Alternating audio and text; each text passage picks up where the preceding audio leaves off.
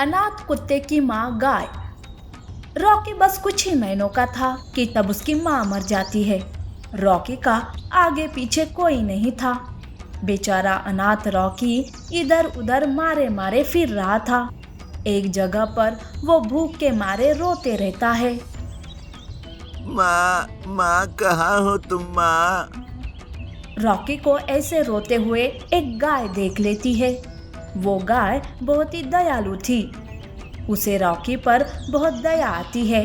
वो रॉकी के रोने का कारण समझ जाती है और उसके सामने खाना लेकर जाती है और कहती है, रो मत मेरे बच्चे, ये लो खाना खा लो।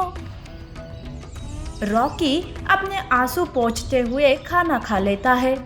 तब वो गाय से कहता है, आपका बहुत बहुत धन्यवाद। बहुत ही दिनों से मैं भूखा था।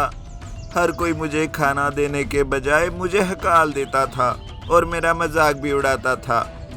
आपकी वजह से मेरी भूख मिट गई। पर बच्चे, ऐसे अकेले क्यों हो तुम? तुम्हारा परिवार नहीं है क्या? मेरा नाम रॉकी है।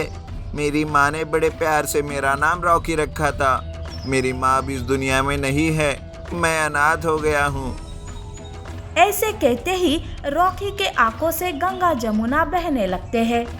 गाय रॉकी को प्यार करती है। उसके आंसू पोंछकर कहती है, अरे ये क्या रॉकी, नाम तुम्हारा रॉकी है और फिर भी तुम ऐसे रो रहे हो। आज के बाद फिर कभी नहीं कहना कि तुम अनाथ हो।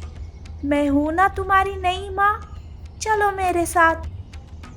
माँ, सच में तुम मेरी माँ बनोगी? माँ। रॉकी खुशी से नाचने लगता है, जैसे मानो उसे सारा संसार मिल गया हो। रॉकी गाय को माँ माँ कहकर उसके साथ रहने लगता है। गाय भी रॉकी को अपना बच्चा मानकर उसका ख्याल रखने लगती है। उसे अपना दूध पिलाकर पालने लगती है। रॉकी तो गाय के ऊपर बैठ जाता था और उसके पीठ पर ही सो जाता था। वो दोनों एक दूसरे के साथ बहुत ही खुश थे। एक बार रॉकी खेलते खेलते माँ से सवाल करता है, माँ, आप इस जंगल में कैसे आए? क्या आपकी भी माँ मर गई थी? आपको किसने सहारा दिया माँ? बेटा, मुझे तो मेरी माँ की शक्ल भी याद नहीं है। मैंने जब से होश संभाला है, मैंने खुद को काम करते हुए देखा है। मेरा मालिक बहुत ही लालची इंसान था। वो मुझसे ज़्यादा दूध की उम्मीद करता और खाने पीने को कम देता था। इसीलिए मैं मौका पाकर उसे छोड़कर यहाँ जंगल में भाग गई। अरे वाह माँ, आपने तो बहुत अच्छा किया। वैसे भी माँ, हमें किसी की गुलामी नहीं करनी चाहिए। वो दोनों बातें कर ही रहे थे कि तभी वहाँ गाय का पुराना मालिक आता है और वो गाय को पकड़कर खींचते हुए गाँव ले जाने लगता है। तब रॉकी, कहाँ ले जा रही हो मेरी माँ को? छोड़ो उसे, छोड़ो। रॉकी गिड़गिड़ाने लगता है। तब रॉकी सामने से आते हुए हाथी के पास जाता है और उससे अपनी माँ को बचाने के लिए मदद मांगता है। तब हाथी कहता है, तुम्हारी माँ है तो तुम्हें अपनी माँ को बचाना होगा। यूँ किसी से कब तक मदद मांगते फिरोगे? तुम्हारे पास तुम्हारी नुकीले दांत है ना, तो बस उसी से काम हो जाएगा। रॉकी हाथी की बात समझ जाता है और वो उस इंसान के हाथ को काटने लगता है। रॉकी के काटने से वो गाय को छोड़ देता है और वहाँ से सीधा अस्पताल भाग जाता है।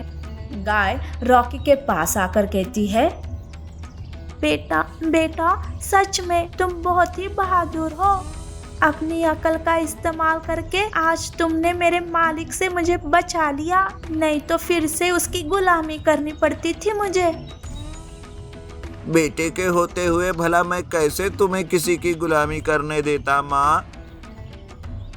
गाय और रॉकी के बीच का प्यार देखकर हाथी कहता है, अब तो उस इंसान को 14 इंजेक्शन लेने पड़ेंगे और उसके बाद तो कभी भी वो यहाँ आने की सोचेगा भी नहीं। वो तीनों हंसने लगते हैं। इस तरह से कुछ साल बीत जाते हैं। अब रॉकी बड़ा कुत्ता बन गया था। जो हर वक्त अपनी माँ गाय की रक्षा में लगा हुआ था। ऐसी और अमेजिंग कहानियों के लिए हमारे चैनल को लाइक और सब्सक्राइब करना ना भूलें। शुक्रिया।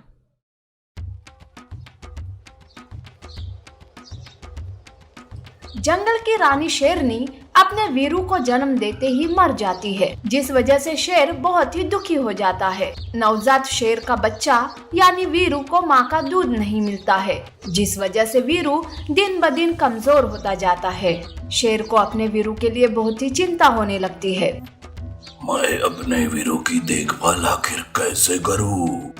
मेरा वीरू देखो कैसे मुरझा गया है, कमजोर हो गया है। इसके लिए मैं किसके पास जाऊं और किससे मदद मांगू?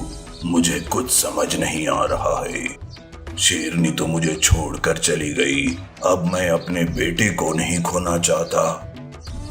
शेर बहुत ही चिंतित था कि तभी वहाँ हिरन आती है और कहती है, महाराज की जय हो। महाराज, ये हमारे राजकुमार के साथ क्या हो रहा है? वो कितना कमजोर दिख रहा है और आप भी बहुत ही चिंतित दिख रहे हो। क्या बात है महाराज? शेरनी के जाने के बाद वीरू को माँ का दूध ही नहीं मिला, इसलिए वो इतना कमजोर हो गया है। बस यही सोचकर चिंतित हो रहा हूँ मैं। मुझे समझ नहीं आ रहा है कि मैं अपने वीरू की तबीयत कैसे सुधारूं। महाराज, बस इतनी सी बात। आप एक बार ऊँटनी से क्यों नहीं पूछते दूध के लिए? वो बहुत ही अच्छी और दयालु है। वो आपकी मजबूरी समझकर आपकी मदद जरूर करेगी। ये तो बहुत ही सही बात कही तुमने हिरन। ऊँटनी के दूध से मेरे वीरू की सेहत भी सुधर जाएगी। तुम उसे मेरा संदेशा दो कि उसे महाराज ने बुलाया है। हिरनी शेर महाराज का बुलावा ऊँटनी को बताती है। ऊँटनी भी महाराज के पास फौरन आती है और आकर कहती है, महाराज, आपने मुझे कैसे याद किया? क्या कोई काम है? मुझे तुम्हारी मदद की जरूरत है ऊँटनी। ये तो मेरे लिए सौभाग्य की बात है कि मैं आपकी मदद करूंगी। बताइए महाराज कि आपको किस बात के लिए मेरी मदद चाहिए? तब शेर ऊँटनी को सारी बात बताता है। उसे वीरू के सेहत के बारे में भी बताता है और उसके लिए दूध के बारे में भी पूछता है। तब ऊँटनी महाराज की मदद करने के लिए तैयार हो जाती है और ऊँटनी अपना दूध वीरू को पिलाने लगती है और उन्हीं के साथ रहने लगती है। ऊँटनी की दूध की वजह से वीरू की सेहत सुधारने लगी। कुछ महीनों के बाद वीरू बड़ा हो जाता है। अब उसे दूध की नहीं बल्कि शिकार की जरूरत रहती है। तब ऊँटनी महाराज से कहती है, महाराज, अब मैं यहाँ से जाना चाहती हूँ। मुझे कृपा करके जाने की अनुमति दीजिए। और मैं अब बहुत ही खुश हूँ कि वीरू अपना खुद का काम खुद कर सकता है। उसे तो अब दूध की कोई जरूरत भी नहीं है। ऊँटनी की ये बात सुनकर वीरू रोने लगता है और कहता है, माँ, तुम मुझे छोड़कर जाना चाहती हो, लेकिन मैं तुम्हें कहीं नहीं जाने दूंगा। बेटा, मैं इसी जंगल में रहूंगी। जब भी मेरी याद आए तो मुझसे मिलने आया करना। शेर ऊँटनी का शुक्रिया अदा करता है। ऊँटनी अपने घर वापस आती है। अब वीरू शिकार करके अपना भोजन करने लगता है। रोज ऊँटनी से मिलने उसके घर जाता था। एक बार ऊँटनी हरी हरी घास खा रही थी। दो हाइना आ जाते हैं। उन्हें देखकर ऊँटनी बहुत ही डर जाती है और वो मदद के लिए चिल्लाने लगती है, वीरू बेटा कहाँ हो तुम? बचाओ मुझे इन हाइना से। अरे, तुम्हारा बेटा ऊँट हमारा कुछ नहीं बिगाड़ सकता। क्यों उसे मरने के लिए यहाँ बुला रही हो? और हाँ, अब चुपचाप मरने के लिए तैयार हो जाओ। ज्यादा होशियारी करने की कोशिश भी मत करना। ऐसा कहकर हाइना ऊँटनी पर हमला करने जाते हैं कि तभी वहाँ वीरू आता है। वीरू को देखकर ऊँटनी के जान में जान आती है और कहती है, देखा, ये है मेरा बेटा वीरू। अब बताओ कौन सबसे पहले मरेगा? तब वीरू कहता है, हाँ, ये मेरी माँ है और अगर तुम दोनों ने इसे तकलीफ पहुँचाई तो मैं तुम दोनों को छोड़ूंगा नहीं। इसलिए अपनी जान बचाने के लिए भाग जाओ यहाँ से। इतने में वहाँ शेर महाराज भी आ जाते हैं। महाराज को वहाँ देखकर हायना डर जाते हैं और वहाँ से भाग जाते हैं। तब उटनी उन दोनों का धन्यवाद करती है। तब वीरू कहता है, ये क्या कह रही हो माँ? जरूरत के वक्त तुमने ही मेरी जान बचाई है।